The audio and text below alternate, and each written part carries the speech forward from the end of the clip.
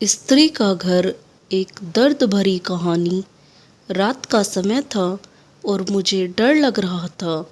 इस वक्त मायके जाकर सबको क्या बताऊंगी कि रात के इस पहल में अकेली क्यों आई हूँ और मेरा पति कहाँ है। जबकि मेरा पति कैसे आता, मैं तो उससे लड़ झगड़ कर आ गई थी। उस व्यक्ति ने मुझे एक बार भी नहीं रोका था, बल्कि साफ साफ कहा था कि तुम जा तो रही हो, लेकिन याद रखना वापस भी तुम्हें खुद ही आना पड़ेगा। मैं तुम्हें लेने नहीं आऊँगा। इतने कांटेदार शब्द थे ना उसके, और बोलने का ढंग तो इससे भी ज़्यादा खतरनाक था। मेरे तो आंसू ही नहीं रुक रहे थे। बदनामी का एहसास मुझे अंदर से काट रहा था। मुझे कुछ समझ नहीं आ रहा था कि अपनी मर्जी की शादी करने के बाद भी मेरा गुजारा नहीं हो रहा था। शायद सच कहते हैं लोग, प्यार मोहब्बत कुछ भी नहीं होता, सब कुछ पैसा ही होता है। जब इंसान की इच्छाएं पूरी ना हो तो उसका प्यार से दम घुटने लगता है, और मेरी इच्छा है तो ज़रूरतें भी पूरी नहीं हो पा रही थी। मुझे आज भी वो दिन याद है जब माँ और भाई ने मुझसे कहा था कि अच्छे से सोच लो, तुम जिस व्यक्ति से शादी करने जा रही हो उसके पास इतनी दौलत नहीं है, वो तुम्हें इतनी खुशी नहीं दे सकेगा जितनी तुमने यहाँ देखी है। लेकिन मुझ पर तो सिर्फ प्यार का भूत सवार था। शादी के बाद आयुष का आदेश था। मुझे एहसास होने लगा कि मैंने गलती की है, और इसकी शुरुआत उसी दिन से हुई थी जब मैंने जींस टॉप पहना था। मेरे पति ने देखकर ये कहा था कि यह तुमने क्या पहन लिया है। हालांकि मैं पहले भी ऐसे कपड़े पहनती थी, उसने मुझे नहीं रोका था। लेकिन अब हम इस वक्त मेरे पति के दोस्त के घर शादी की दावत पर जा रहे थे।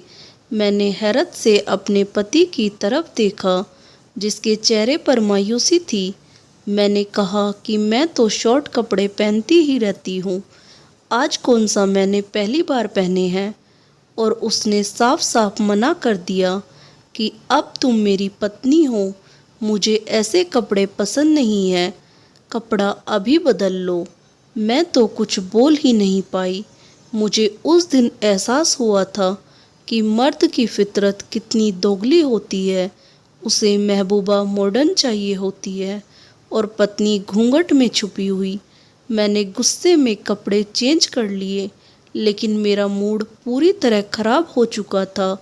एक तो घर में एसी भी नहीं था, गर्मी से मेरी जान निकल रही थी। अगर मैं जरा खुश हुई थी तो वो खुशी भी उसने मुझसे छीन ली थी। और फिर मेरा गुस्सा उस वक्त आसमान को छूने लगा जब मैंने ड्राइवर को फ़ोन करके अपने घर से बुलाया कि हम दोनों को मेरे पति के दोस्त के घर ड्रॉप कर देगा। लेकिन मेरे पति ने मुझसे पूछे बिना ही उसे वापस भेज दिया और साफ शब्दों में कहा कि मेरे दोस्त मेरी हैसियत को जानते हैं। मैंने तुमसे शादी की है तुम्हारी दौलत से नहीं। अब जैसे मैं रहता हूँ तुम्हें भी वैसे ही रहना पड़ेगा। और फिर हम बिना एसी के टैक्सी में बैठ कर गए। मेरे गले में कुछ अटक चुका था, आज तो उमड़ उमड़ कर बाहर आ रहा था। मैं मुश्किल से उन आंसुओं का गला घोंटने में लगी हुई थी। हम कब पहुँचे कुछ पता ही नहीं चला। मेरे पति ने मुझे जैसे किसी सपने से जगाया, और जैसे ही मैं टैक्सी से बाहर निकली मेरी आंखें फटी की फटी रह गई। हम एक आलीशान बंगले के सामने खड़े थे। मुझे पता ही नहीं था कि मेरे पति का कोई दोस्त इतना अमीर भी था। मैंने हैरत से अपने पति की तरफ देखा, जो अब टैक्सी वाले को किराया दे रहा था। उसके बाद उसने दरवाजे पर बेल बजाई। मैंने फौरन अपने हुलिये की तरफ देखा। सादी सी साड़ी में मैं उस आलीशान घर में जाने के काबिल नहीं थी। अब मुझे गुस्सा आ रहा था कि मैंने वो कपड़े क्यों उतारे थे। और फिर गार्ड ने दरवाज़ा खोल दिया। उसने अच्छे से हमारा वेलकम किया और एक नौकर हमें लेकर अंदर आ गया। जितना बाहर से खूबसूरत था, अंदर से इतना ही दिलकश था। हर चीज़ में खूबसूरती झलक रही थी। मुझे फ़ौरन अपना मायका याद आ गया, जो मैं अपने प्यार के लिए छोड़ आई थी। मेरा दिल टूट गया था। और फिर मेरे पति का दोस्त बाहर आया। उसके साथ उसकी पत्नी भी थी। दोनों को देखकर मैं हैरान रह गई थी। वो दोनों एक दूसरे के संग इतने खूबसूरत लग रहे थे। उस लड़की ने बहुत ही मॉडर्न कपड़े पहन रखे थे। दोनों ने फूल देकर हमारा वेलकम किया। मुझे अपना आप मिटता हुआ सा लगने लगा। मैं आज तक बड़ी बड़ी शादियों और पार्टियों में गई थी और लाखों लाखों के कपड़े पहनती थी, पर इस वक्त मैं बिल्कुल वैसे ही लग रही थी जैसे हमारे घर की नौकरानी। अंदर का माहौल इतना ठंडा था कि मुझे कुछ देर बाद ही ठंड लगने लगी। मैं तो उन सब चीज़ों की आदी थी। गर्मी तो मैंने कभी देखी ही नहीं थी। मेरा पति अपने दोस्त से हंस हंस कर बातें कर रहा था और उसकी पत्नी खाने पीने का इंतजाम देखने चली गई। मेरे पति के दोस्त ने कहा कि भाभी, आप बहुत अच्छी लग रही हो। उसने आंखों में आंखें डालकर कहा, अभी भी मोहब्बत करने वाली औरतें दुनिया में मौजूद है, वरना आजकल तो औरतें पैसे पर मरती हैं। उसकी बातों से मुझे कुछ हुआ था। मैं चुपचाप बैठी रह गई। एक खुशगवार माहौल में हमने खाना खाया। मेरे पति का दोस्त थोड़ी थोड़ी देर बाद उससे बातें कर रहा था। वो कह रहा था कि मैं कितने दिनों से आप लोगों की दावत करना चाहता था, लेकिन आपके पति के पास टाइम ही नहीं था। और फिर मैंने अपने पति की तरफ देखा, जो खामोशी से खाना खा रहे थे। मुझे महसूस हुआ कि जैसे वह जानबूझकर मुझे यहाँ नहीं लाना चाहता था। मेरे पति के दोस्त की पत्नी बिल्कुल किसी रोबोट की तरह थी। वो देखने पर बस मुस्कुरा देती थी, कुछ बोल ही नहीं रही थी। तकरीबन 3 घंटे हम वहाँ रहे। मेरा वहाँ से उठने को दिल नहीं चाह रहा था, लेकिन वापस तो आना ही था। हम लोग वापस आ गए। मेरे पति के दोस्त और उसकी पत्नी ने मुझे गिफ्ट दिया था। वापस आकर मुझे उस छोटे से घर में अजीब सा एहसास हुआ। मेरा दम घुटने लगा था। दिल कर रहा था कि वापस उधर ही चली जाऊं, लेकिन अब तो मुझे यहीं रहना था। मेरे पति खामोशी से कपड़े बदलने चले गए। इतनी गर्मी थी कि कुछ ही देर में मुझे पसीना आने लगा। यहाँ एसी तो क्या, कूलर भी नहीं था। मुझे अब अपने पति पर गुस्सा आ रहा था। उसने वो सब कुछ लेने से मना कर दिया था जो मेरे घर वालों ने दिया था। एक घर और गाड़ी लेकर मेरे पति का आत्मसम्मान खो गया था। मैं यहाँ जल रही थी। कुछ देर बाद मैंने भी चेंज कर लिया और जब मैंने गिफ्ट खोलकर देखा तो मेरी आंखें फटी रह गई। उसमें बहुत ही खूबसूरत सा डायमंड का सेट था। मैं अभी उसकी खूबसूरती में गुम थी कि मेरे पति ने वो सेट मेरे हाथ से छीन लिया और कहा कि इतना महंगा गिफ्ट नहीं लेना, ये हम उन्हें वापस करेंगे। मैंने हैरत से अपने पति को देखा। उसके चेहरे पर गुस्सा था। मैंने सेट वहीं फेंक दिया और सोने के लिए लेट गई, लेकिन गर्मी इतनी थी कि सोया नहीं गया। जबकि मेरा पति थोड़ी देर बाद ही सो गया था। उसे आदत थी ऐसे रहने की, जबकि मुझे नहीं थी। और फिर हमारे झगड़े बढ़ते गए। मुझे एहसास हुआ था कि मेरा पति बड़ा अजीब और सनकी सा था। उसने मुझे जॉब करने से भी मना कर दिया था, जबकि मुझे बहुत अच्छी जगह से ऑफ़र हुई थी। मैंने अपने पति से कहा कि हम दोनों मिलकर जॉब करते हैं और अपना घर बनाएंगे, वो सब चीज़ें जिनकी हमें ज़रूरतें हैं। लेकिन मेरे पति ने कहा कि मैं तुम्हें जॉब की अनुमति नहीं दे सकता। अब मुझे लगने लगा था कि उसने जैसे मुझे घर में कैद कर लिया। जब पागल हो रही थी, मुझे छोटी छोटी ज़रूरतों के लिए पैसे चाहिए होते थे जो मेरे पति के पास नहीं थे। कभी बिजली नहीं होती तो कभी पानी बंद हो जाता था। 4 दिन में ही मेरी अकल ठिकाने आ गई। मोहब्बत का भूत मेरे सर से फ़ौरन उतर गया था। मैं तो अपने भाई से भी कुछ डिस्कस नहीं कर सकती थी। उसने पहले ही मुझे इस शादी से मना किया था और फिर उसी दिन मुझे माँ का फ़ोन आ गया। वो मुझे बता रही थी कि भाई और भाभी घूमने गए हुए थे। मेरा दिल दुख रहा था। भाई ने भाभी को अपनी मुट्ठी में किया हुआ था।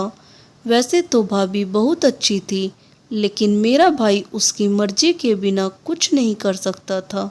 मुझे नए कपड़े की ज़रूरत थी। मेरे पास कपड़ों के कम जोड़े थे।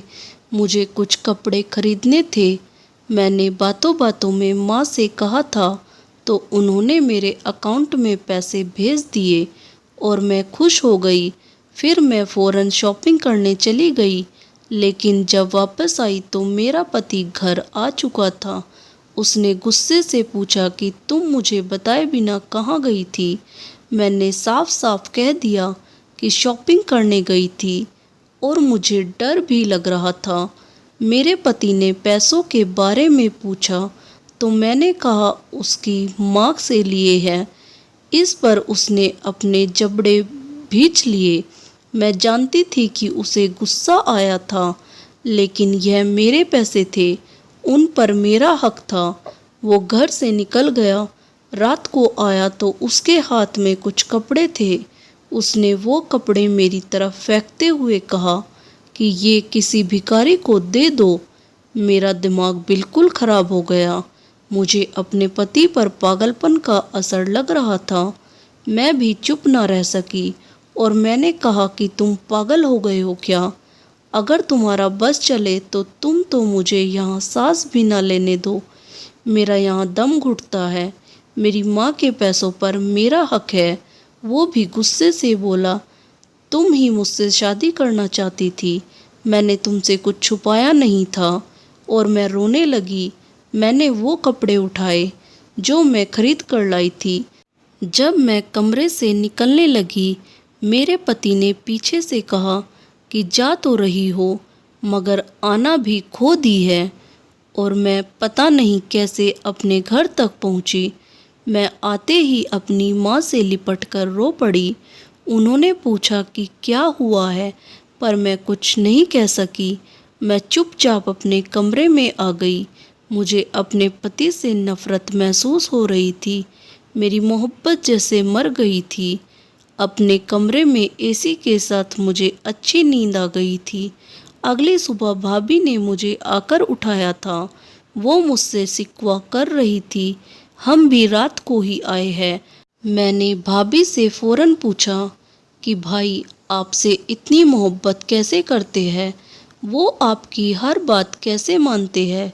यह सुनकर भाभी के चेहरे पर साया सा लहराया। फिर उन्होंने कहा कि ये तो औरत के नसीब की बात है। किसी को सब मिल जाता है और किसी को सब मिलकर भी कुछ नहीं मिलता। मुझे उनकी बातों पर हैरत हुई। उन्होंने मुझे कहा कि अपने पति के साथ हमेशा वफादार रहो। बस यही एक रास्ता है जिससे पति का दिल जीता जा सकता है। और मैं सर झुकाए बैठी रही। किसी ने मुझसे कुछ नहीं पूछा। पूरा हताश हो चुकी थी। अपने मायके आई तब न मेरे पति ने फ़ोन किया था न मैंने। मैं यहाँ बहुत सुकून में थी। ससुराल के बारे में याद आते ही मेरी आत्मा काँप जाती थी। कभी कभी वो जाली व्यक्ति याद आता था, क्योंकि मैं उससे मोहब्बत करती थी। और फिर पूरे 1 हफ्ते बाद मुझे एक अनजान नंबर से फ़ोन आया। मैंने वो आवाज़ पहचान ली थी। ये मेरे पति का वही दोस्त था जिसके घर मैं दावत पर गई थी। वह फिर से घर बुला रहा था। कह रहा था कि उस दिन कुछ ज़रूरी बातें रह गई थी और शायद उसे भी अब तक पता चल चुका था कि मैं अपने घर आई हुई थी। मैंने बिना सोचे समझे हाँ कर दी और अगले दिन मैं बताए गए टाइम से पहले ही अपनी लंबी गाड़ी में बैठकर वहाँ पहुँच चुकी थी। अंदर खामोशी सी थी। कोई भी नहीं था। कोई है? मैंने पूछा और फिर मुझे एक आवाज़ सुनाई दी। दरवाज़ा खटखटाने की आवाज़। तभी मुझे एहसास हुआ कि आवाज़ किचन के साथ बने कमरे से आ रही थी।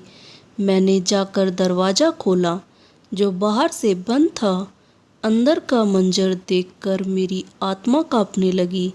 मेरे पति के दोस्त की पत्नी रस्सियों से बंधी हुई थी। वह बहुत जख्मी थी। मैंने फ़ौरन उसका मुंह खोला और फिर उसने कहा कि यहाँ से भाग जाओ, वह व्यक्ति जानवर है, तुम उसके जाल में मत आओ, सो भाग जाओ यहाँ से।